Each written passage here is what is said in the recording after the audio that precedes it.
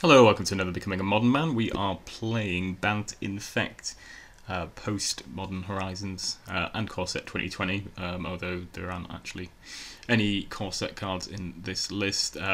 So basically this is a look at Infect post-Modern Horizons and some of the additions that have come with it. So primarily Scale Up, which is one of the big cards that's come out of it, Modern Horizons. So makes your creature into a 6/4.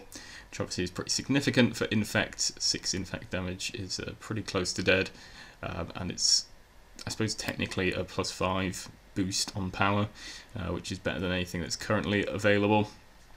We've also got Giver of Runes, which can help protect our Infect guys, so we're testing that out as well.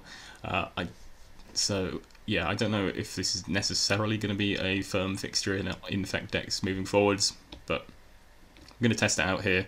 And that's kind of what we're looking to do. So those are really the main new cards. And then we've got our sort of traditional Infect shell with Glistener Elves, Blighted Agents, Noble Hierarchs, and various pump spells, and Inkmoth Nexus as well, to round out the Infect creatures. And then, as I say, the usual pump spells and protective spells like Blossoming Defense, Vines of Vastwood as well. So this list is sort of been pulled together from various lists that I've seen on MTGO, and we will get into our first matchup. Okay, so here we are with our first matchup. We are running up against Tron. I'm just running through a league that I played earlier. Unfortunately, I didn't record it live, but I'll see if we can do some live recording soon. So we are on the play here. This hand is fine. We've got Inkmoth Nexus as our Infect guy. We've got Giver of Runes, Hierarch, and Scale Up, so we can kill our opponent relatively quickly. Pendelhaven's also nice. We can pump the Nexus with that too. So yeah, we've got a relatively quick clock here. Opponent is on Tron, so they run out Expedition Map, often Urza's Mine.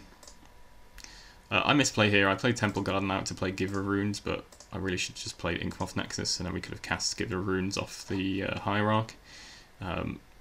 So yeah, that was just a misplay really. Should have got the Nexus out as soon as possible, so we can attack with it. Though I still prefer playing Hierarch on turn 1. Against an unknown opponent, and also just gives us that extra mana. So yeah, we missed at least a couple of points of Infect there, not being able to attack this turn. Run of the Hierarch, we're going to play our Inkmoth Nexus, run the Hierarch out. Attack for 2 here. I suppose that was kind of pointless. We might as well have kept our mana open, I guess. Our opponent's going to cast a Karn here. So if our opponent targets the Nexus, we can actually activate Nexus and then use Giver of Runes to give protection from Colourless, which is something it does, which I believe Mother of Runes doesn't. So that's very handy. So our opponent can't actually kill our Nexus here. So they decide to exile Pendelhaven instead, which you can't do anything about. And obviously could potentially be significant. We drop Become Immense, which isn't great here, given that we haven't actually got any cards in the graveyard just yet. So we're going to fetch here. We've got our Groundswell landfall trigger, so that's ready to go. So we can Scale Up and then Groundswell, and that's enough for the full 10 points of damage that we need to Infect kill our opponent. And yeah, our opponent concedes from there. So that was a good start. A slight misplay, which cost us a few points of Infect here, but a fairly rapid win for us, even through a turn 3 card liberated. So in terms of sideboarding options against Tron, we have Ceremonious Rejection, which obviously can let us counter one of their big spells, or Walking Ballista is kind of the card that is most problematic for us, in that it can potentially just sort of ping off our guys. So that is something we want to look out for. For that reason, maybe we want Path to Exile, just to clear out Walking Ballista or anything else that might prove problematic. It's obviously good against Wormcoil Engine and things like that, or just generally clearing a path, but I'm not too sold on that, I don't know. Dissenter's Deliverance is kind of slow, to be honest. We could run it in, but I'm not sure what we're cutting there. Really, the idea is to be as fast as possible. I do like bringing Viridian Corruptor, though, as it gives us another body, and it also has some value to it in that we can destroy an artifact, which potentially could be relevant. Force of Vigor we can also use, but I don't love it. Really, we just want to be fast. I think we're already favoured in this matchup, so we don't really want to be cutting too much for expensive cards that might do nothing. So I like bringing in Ceremony's Rejection, just because we can have 1 mana up and then counter something important from their end. Everything else is kind of questionable. Maybe Spell Pierce could be okay as a counter for one of their big Planeswalkers, but obviously gets considerably worse once they've got Tron online, because they only need 1 Tron land to pay for the Spell Pierce. And then, yeah, maybe some number of paths just as a way to get rid of Walking Ballista. I don't think Giver Runes is all that great here, so maybe we can cut those for more sort of interaction, Ceremonious Rejection, etc.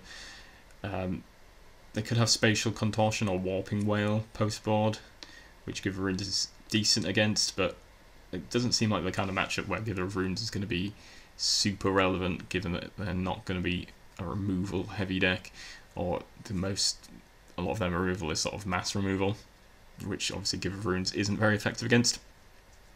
So yeah, I don't mind cutting Giver Runes here, just because I don't think it does a lot, and then I suppose with that space we want to bring in the artifact hate, or some amount of it, but I don't think we want to go over the top on it. And then potentially Path to Exile, just as a way to answer Walking Ballista should it come along. I'm not quite sure how exactly I saw build it. I think I focused on bringing in Ceremonious Rejection. I think I brought in Spell Pierce, but in hindsight in this matchup, I'm not sure how good Spell Pierce is, just because once they've got Tron online, it doesn't really do a whole lot. Okay, so here we are with game 2 post-sideboard. We've got a lot of our sideboard cards, so that's nice.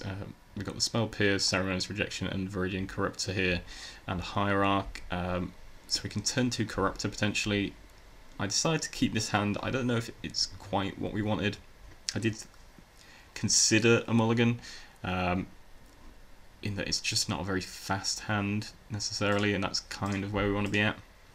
But hopefully with a bit of disruption we can get the Infect through, and we do have an Infect creature here, which potentially can get some value. Draw Vines of Vastwood, which is fine, but ideally we'd like an Ink Moth or another Infect guy. But cracks a Chromatic Star, plays an Estus Tower into Sylvan Scrying, so they're going to have turn 3 Tron, which potentially is problematic for us. But we do have Ceremonious Rejection and Spell Pierce, which we can keep up.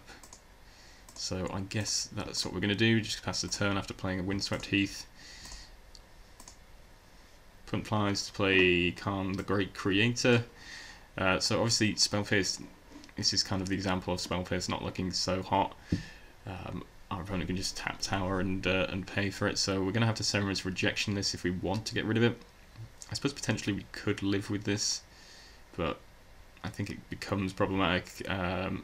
Ensnaring Bridge, I suppose, would be quite problematic for us, which they can just go fetch up straight away and cast. Yeah, it'd be quite difficult to win through that if they're able to empty the hand relatively quickly, so I think Ceremonious Rejection has to come out to deal with that. Alternatively, they could potentially lass us next turn, I guess. Punt follows up with Oblivion Stone, which is nice for us because we have this Corruptor waiting in the wings, and we can do that while also keeping up Spell Pierce for next turn. So another Hierarch comes for us.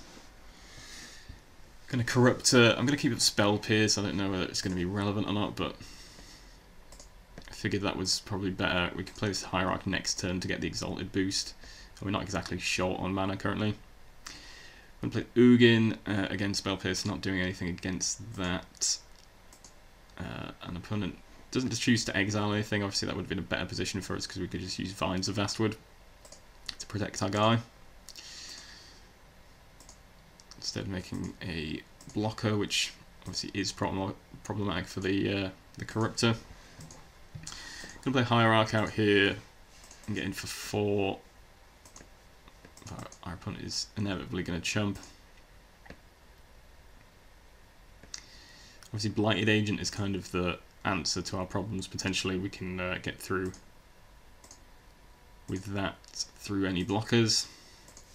So I'm going to run that out, obviously with Vines of Vastwood backup.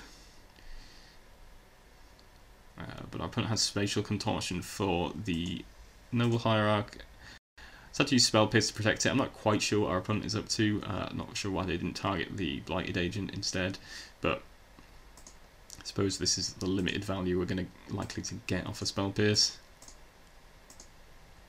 But maybe that was just wrong. I don't know. Maybe we should have tapped our mana differently or dealt with that situation slightly differently, kept up more mana. So as our opponent ends up making a Spirit, casting Oblivion Stone. Not really sure there's anything we could have done about that. Special Spell Pierce doesn't really change anything. Put Karn on the stack, then blow up the Oblivion Stone. Throwing the board, drawing the card off the Ugin token. And then Karn such as a Walking Ballista, which as I said is a problematic card, as in it certainly once it's got more than one counter on it, it's very difficult for us to protect our guys. So we draw Waterlogged Grove, which we're going to cash in for a card, but that only finds a Blossoming Defense. And here our opponent's able to go and search up Mycosynth Lattice, and that locks us out of the game from there. So unfortunately, we got beaten here. As we saw, our interaction didn't work all that well, and I think we just need to concentrate on being fast most of the time. Ceremonious Rejection is still good. Spell Pierce seems less great, but certainly could come in handy from time to time. So maybe just leave the one in the main deck. But unfortunately, we got beaten here. Okay, so here we are with game 2. This hand is not terribly good. We do have the Corruptor, but we don't have a second land, and it's not looking terribly good. I think we're going to mulligan this. Obviously this is worse, with no lands. So yeah, going down to 5 cards is not an ideal situation. Obviously the London Mulligan does help a little bit. So here we've got a Glistener Elf, which is nice. Groundswell, Blossoming Defense, Become Immense, Mutagenic Growth. So I send back Defense and one of the lands. I think in hindsight we probably should have just got rid of Become Immense. Basically my thinking was that we essentially just need to win as fast as possible, and I was hoping that Become Immense would be sort of our best way to do that. But I think in hindsight we probably don't have enough cards to get into the graveyard, so maybe we should just got rid of Become Immense and kept Blossoming Defense or something that would be more likely to be impactful. Opponent leads off with Tower into Expedition Map. We're going to attack for 1 here. Unfortunately we don't find our second land, so that's almost the best we can do. There's not really much point using Groundswell, and we might as well keep Mutagenic Growth against some sort of removal. We saw Spatial Contortion last game, so we're aware that that might be something that's coming at us. Not that we can necessarily save ourselves from it. But having the Mutagenic Growth in the back pocket is certainly good. Opponent plays Forest, so they're not going to have 10-3 Tron. They go with Search of an Urza's Mine. Blind, which is quite interesting. So they've got another Expedition Map as a follow-up. We drew Blighted Agent, which isn't terribly good. Pendlehaven is very good though, so that's very nice. So we can now attack, use Pendlehaven to get the pump, and yeah, potentially we can just kill our opponent from here. They've taken 2 Infect already. Groundswell takes us up to 6, and then 8 with Mutagenic Growth. So I was kind of testing the waters with the Pendlehaven activation. Opponent didn't respond. I look to Groundswell here. Our opponent does have the Spatial Contortion ready to go. Fortunately, the combination of Pendelhaven and Mutagenic Growth is going to give our guy enough toughness to survive it, and funnily enough this actually pumps power, so we actually get to hit in for additional Infect. I think our opponent was dead anyway, but we get to hit in for 11 Infect here, and that wraps up the game on turn 4, is it, I think? So yeah, we managed to piece together a fairly good start, even if we potentially mulliganed not terribly well, but yeah, we managed to sort of look into the right cards to get a fairly quick and easy win against Tron, and hit for 13 Infect by turn 4. So yeah, this matchup generally seems pretty favourable, as long as we can be fast. I think being fast is probably better than trying to interact with them for the most part, because generally they don't do a whole lot in the early turns, and then we can get in our damage fairly early and pick up a quick win. Walking Ballista is certainly the card to watch out for in this matchup, as it can ping off Infect guys, so you certainly want to answer that if possible, or kill them before they can get one down. Certainly Spell Skite, I suppose, could potentially help there if you're encountering a lot of Walking Ballistas, but I think generally it's okay that we can just try and be fast and pick up the win as quickly as possible before they can get anything too significant down on the board.